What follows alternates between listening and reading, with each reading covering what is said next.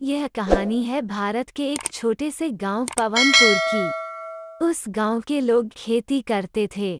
वो गांव घने जंगलों के बीच में था। शहर जाने के लिए उन्हें जंगल में से जाना पड़ता था, लेकिन गांव के लोग शाम के समय गांव से बाहर जाने से डरते थे, क्योंकि उस घने जंगल में एक डरावनी खूंखार चुड़ैल रहती है।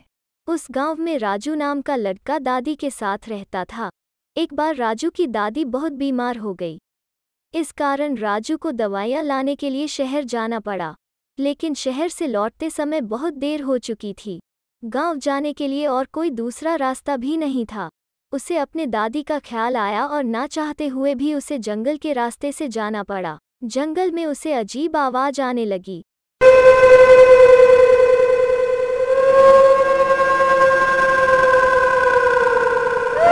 राजू बहुत डर जाता है और अपने घर की ओर दौड़ने लगता है। दौड़ते दौड़ते वो गिर जाता है। तब वह चुड़ैल उसके सामने आती है और जोर जोर से हंसने लगती है। वहां उसे देखकर डर जाता है और रोने लगता है। अपना रोना धोना बंद करो, मुझे बहुत भूख लगी है। मुझे मत मारो, मुझे मत मारो। मेरी दादी बहुत बीमार है। उनका मेरे सिवाय इस दुनिया में कोई नहीं है। अगर मैंने तुम्हें छोड़ दिया तो मेरी यह भूख कौन मिटाएगा? मैं तुम्हें नहीं छोड़ सकती। पहले मैं यह दवाइयाँ मेरी दादी को देकर आता हूँ, फिर तुम मुझे आराम से खा लेना। अगर तुम नहीं आए तो मैं तुम्हें और तुम्हारी दादी दोनों को खा जाऊंगी। यह कहकर चुड़ैल वहां से गायब हो जाती है।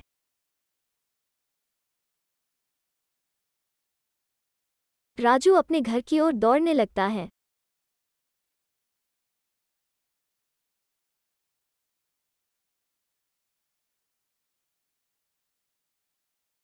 क्या हुआ राजू, तुम इतने डरे हुए क्यों हो? राजू सारी बात दादी को बताता है। दादी भी बहुत डर जाती है। मुझे अब उस चुड़ैल के पास जाना होगा। अरे राजू, तुम क्या बोल रहे हो? अगर तुम चले गए तो मैं किसके सहारे जीऊंगी? हम दोनों उस चुड़ैल के पास जाएंगे और उसका भोजन बनेंगे। राजू और दादी दोनों उस चुड़ैल के पास चले जाते हैं।